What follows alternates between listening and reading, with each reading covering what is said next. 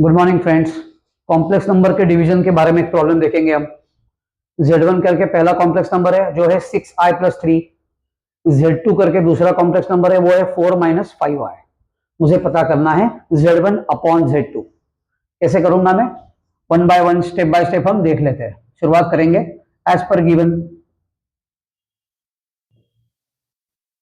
Z1 की value देके रखी हुई है 6i+3 एंड Z2 की वैल्यू देके रखी हुई है 4-5i। मैं लिखूंगा therefore Z1 upon Z2 is equal to, Z1 की कीमत सब्स्टिट्यूट कर देता हूं 6i+3 अपॉन Z2 की वैल्यू सब्स्टिट्यूट करूंगा 4-5i। Z1 upon Z2 is equal to 6i+3 upon 4-5i। यहां तक पहुंचने के बाद इस डिवीजन को आगे बढ़ाने से पहले मुझे एक चीज के बारे में जानकारी होना जरूरी है। यहाँ पे मेरा Z2 करके जो कॉम्प्लेक्स नंबर है वो है 4-5i। तो उस Z2 वाले कॉम्प्लेक्स नंबर का जो कॉम्प्लेक्स कॉन्जुगेट आएगा that is denoted by Z2 dash या तो Z2 बार, उसका कॉम्प्लेक्स नंबर होता है 4+5i। यानी कि ओरिजिनल कॉम्प्लेक्स नंबर ये था, उसका कॉन्जुगेट बन गया 4+5i। ये 4+5i कहां से आया? जो ओरिजिनल कॉम्प्लेक्स नंबर है वो 4-5i है, उसका अगर मैं कॉम्प्लेक्स कॉन्जुगेट लिखना चाहूं तो मुझे रियल पार्ट का साइन नहीं बदलना है, इमेजिनरी पार्ट का साइन चेंज करना है। तो 4-5i में रियल पार्ट है 4, उसका साइन मैं नहीं बदलूंगा। -5i ये जो इमेजिनरी पार्ट था उसका साइन बदलने के बाद वो बन जाएगा +5i। ये कॉम्प्लेक्स कॉन्जुगेट मिल जाने के बाद मुझे स्टेप क्या करनी है? I will write 6i+3 upon 4-5i as it is. मैं ऊपर और नीचे ये वाला जो कॉम्प्लेक्स नंबर है जो डिनोमिनेटर में दिखाई दे रहा है उसके कॉन्जुगेट से यानी 4+5i से ऊपर और नीचे मल्टीप्लाई करूंगा। यानी कि न्यूमरेटर में भी मल्टीप्लाई कर दिया और डिनोमिनेटर में भी मल्टीप्लाई कर दिया। तो मतलब न्यूमरेटर किस टाइप का यहां पे दिखेगा? 6i+3 इंटू 4+5i, ये आएगा न्यूमरेटर में, और डिनोमिनेटर में 4-5i इंटू 4+5i। ये Z1 अपॉन Z2 का आंसर यहां तक पहुंचने वाला है। यहां पे मैं कंसिडर करूंगा, कंसिडर द न्यूमरेटर। मैं पहले यहां पे न्यूमरेटर की बात कंप्लीट करूंगा। Consider the numerator. न्यूमरेटर में कौन है? 6i+3 into 4+5i। ये तो सीधा मल्टीप्लीकेशन है। कैसे मल्टीप्लाई होगा? 6i से दोनों को मल्टीप्लाई करूंगा, 6i इंटू ब्रैकेट 4+5i, +3 से दोनों को मल्टीप्लाई करूंगा, 3 into bracket 4+5i।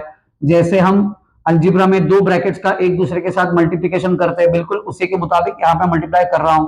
6i into 4 24i, 6i into 5i 30i² plus 3 into 4 12, 3 into 5i that is will become 15i।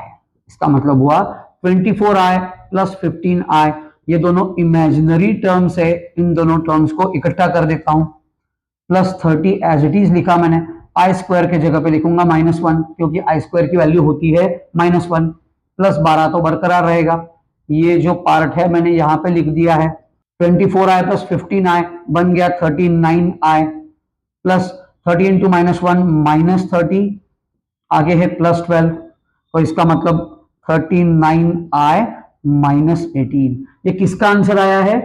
6i+3 into 4+5i का। यानी कि न्यूमरेटर में जो दो कॉम्प्लेक्स नंबर्स का प्रोडक्ट दिख रहा है उसका फाइनल आंसर आया है 39i -18।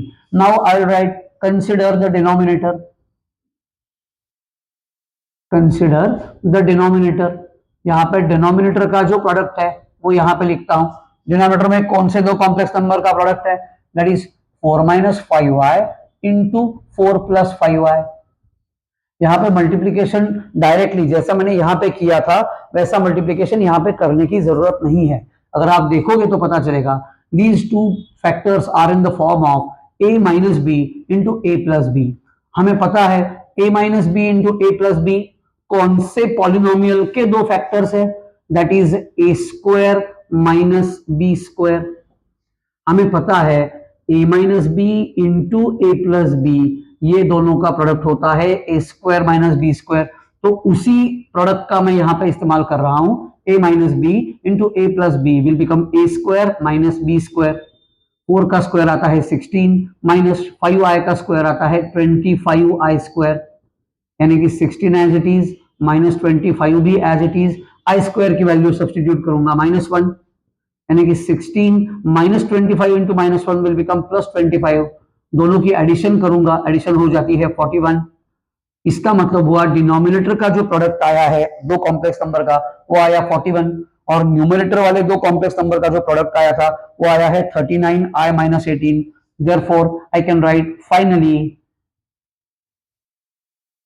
Z1 upon Z2 is equal to, finally I can write Z1 upon Z2 is equal to, Z1 upon Z2 में न्यूमरेटर वाला जो प्रोडक्ट है वो न्यूमरेटर में लिखूंगा 39i minus 18 अपॉन डिनोमिनेटर वाला जो प्रोडक्ट है वो डिनोमिनेटर में लिखूंगा 41।